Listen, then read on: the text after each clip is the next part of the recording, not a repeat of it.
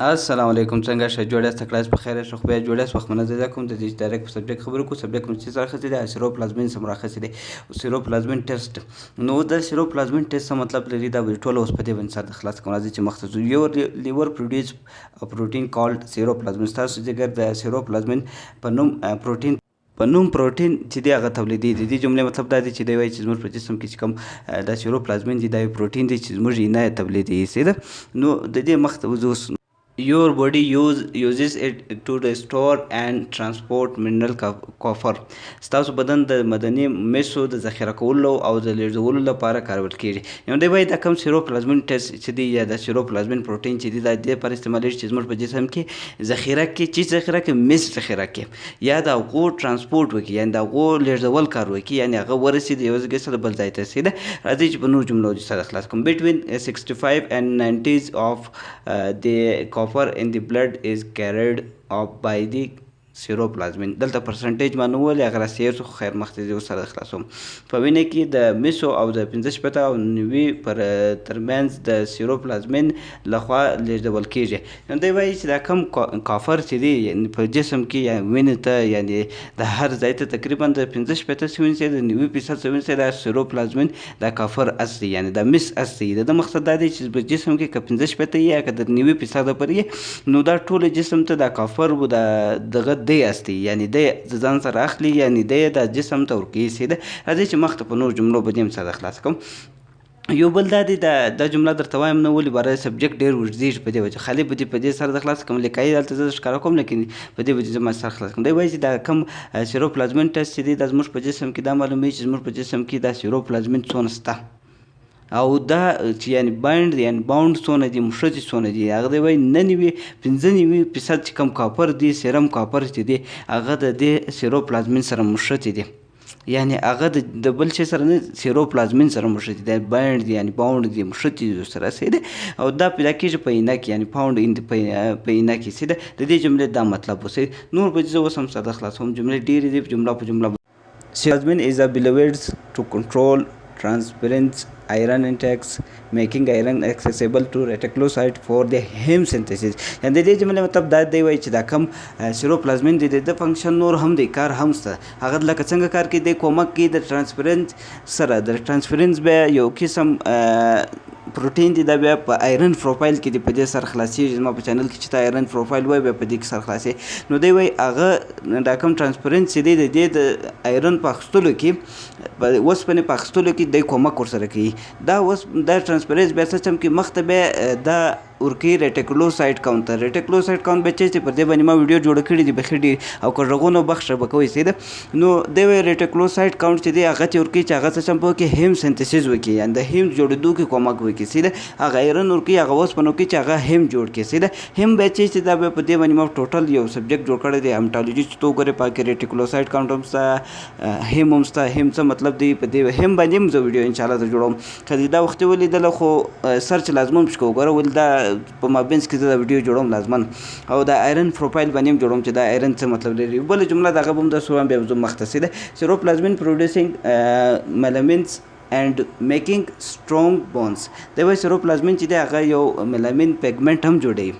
سیده. نو بل څه هم کې د هډوکو په مضبوطېدو کې هم دی کار کوي سیده.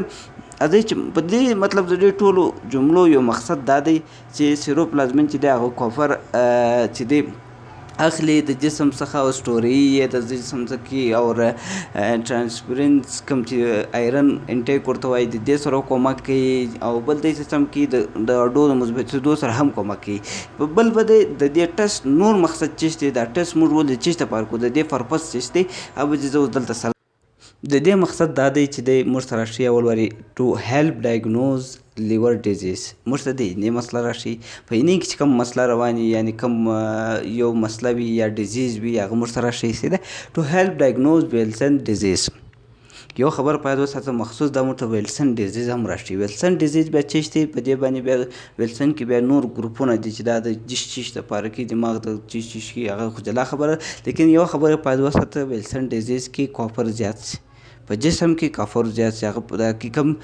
کم چې د کافر چې دا په جسم کې بیخي ډیر شي نو هغه بیا د کوچني کتل لري هغه سر وشتیان ختلي هغه کې کافر ډیری یا د دماغ یو سره مسله یا یو بل داسې په سترګو کې یو لیر راځي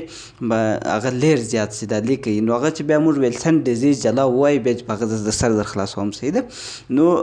یا په دا زما په یوټیوب چینل کې سرچ کې خپله درته پیدا کېږي صحیح ده ټو هیلپ ډایګنوز میکیز سنډروم منکیز ورته وایي کېږي یا منکیز ورته وایي کېږي هر شی چې تا ورته وایاست خو منکیز چې د دې نوم دی نو د دې کوم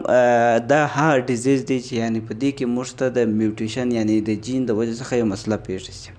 یعنی د دې کوم چې دا کافر یي د دې کوم میټابولیزم چې کیږي یا کوم ریګولیټ یي یعنې کښته او زیاته یي پورته کیږي هغه یو قسم جین نومیږي هغه ته وایي کېږي ATP7A جین په نامه باندې دی صحیح ده نو هغه جین څه چم کې په هغه جین کې مسله پیښ شي یا هغه لږ مقدار کې تولید کړي یا زیات مقدار کې تولید کړي هغه ریګولیشن سم نور کړي یعنې هغه میټابولیزم دی سم نور کړي ریګولیشن یعنې د تنظیم کول یا د کوم هغه د میټابولیزم ما وخت هم درته ویلي وي چې د یو کیمیکل په مابین کې ریاکشن وي هغه ریاکشن دوی سم نشي سره کېږي صحیح ده دا به نیم بیا زه سم ویډیو راځي اوس خالي باید وساته چې ویډیو ډېر اوږده نه شي په دې زه کوشش کوم چې ژر درته وایم ټو هیلپ ډایګنوز malnutrition and malabsorption نو دې څه چم کې کوم چې malnutrition یعنی کوم غذا چې وي نیوټرینټس وي یا کوم معدنیات چې وي یا کوم هغه غذا وي هغه دې سم جذبوي نه یعنی هغه ابزورپشن نه کوي کولمې چې سم ابزورپشن نه کوي دا حالت موږ هم په معلومو یعنی دغه مریضان موږ په دغه معلوماتو یا دغه مقصد دپاره موږ دوی کوو یا دا ټیسټ کوو چې موږ ته جوړیان په معلوم کوو صحیح ده راځئ چې مخته د نارمل رینج څو دی د نارمل رینج چې د هغه د شل څه ونیسئ بیا در 43 ګرام پر ډیسي لیټره پورې ده صحیح ده راځئ چې اوس ګورو دا په کومې ناجوړیانې کې پورته شي او په کومې ناجوړیانې کې راکښته شي صحیح ده لیکن دلته زه ناجوړیانې صرف نومان درته وایم کوشش کوم چې در ویم ښیم خو لیکن خالي نومان درته وایم بیا په دې باندې ویډیو هم راغلی دي یا به راشي صحیح ده کازز اف های سیروپلازمین ان بلډس یعنی په وینې کې چې کوم سیروپلازمین زیاتېدل هغه اول کېدای شي روماتوایډ ارترایټس کېدای شي دا د اډو یو مسله دا په دې کې د اډو درد وي دا په دې کې پورته کېږي صحیح لیور ډیزیز کې پورته کېږي په انفیکشن کې پورته کېږي یعنی هډ کین لیمفوما ورته وایي دا بیا په دې کې دا کوم لیمفوما ورته وایي د لیمف نوډ شي په جسم کې که تا سرچ کړی لیمف نوډ ته سرچ کړه نو دا یو قسم غدود هم ورته وایي او د ایمونټي یو قسم ارګن هم دې ته وایي کېږي نو په دې کې کینسر جوړ شي صحیح لوکیمیا کېدای شي سپین وینې کینسر کېدای شي برډز او کنټرول پلس کېدای شي یعنی کوم چې کوچني د کنټرول لپاره یعنې دا کوچنی پیدا نشي کوم هغه ګولۍ خوري یا کتار ګولۍ یا نور ګولۍ خو د هغه د وجې څخه هم دا سیروپلازمین پورته کېږي صحیح یا پرېګننسي وي یعنې حمل یا کوچنی لري د هغه د وجې هم کېږي یا ایسټروجن تھراپي شروع یعنې کوم چې ایسټروجن هارمون یو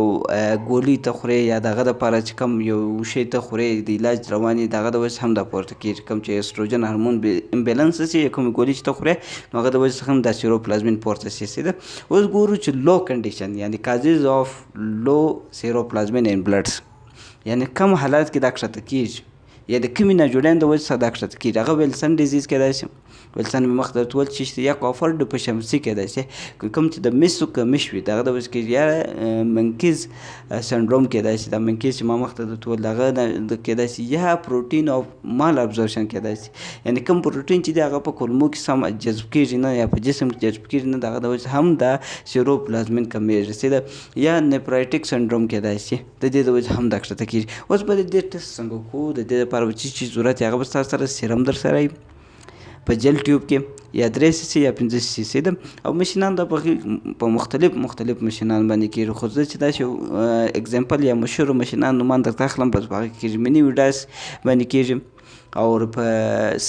کوبس ای کې کېږي په سلیکټرا کې کېږي بایو کیمستري ماشینانو کې هم کېږي دا په ډېرو ماشینانو کېږي ما دا صرف یو 2-3 نومان تاته در یاد کړه صحیح ده نور کوم ویډیو خوښ شوي د سره شیر کړئ لایک کوئ کوشش کوئ چې بل ته فایده ورسوئ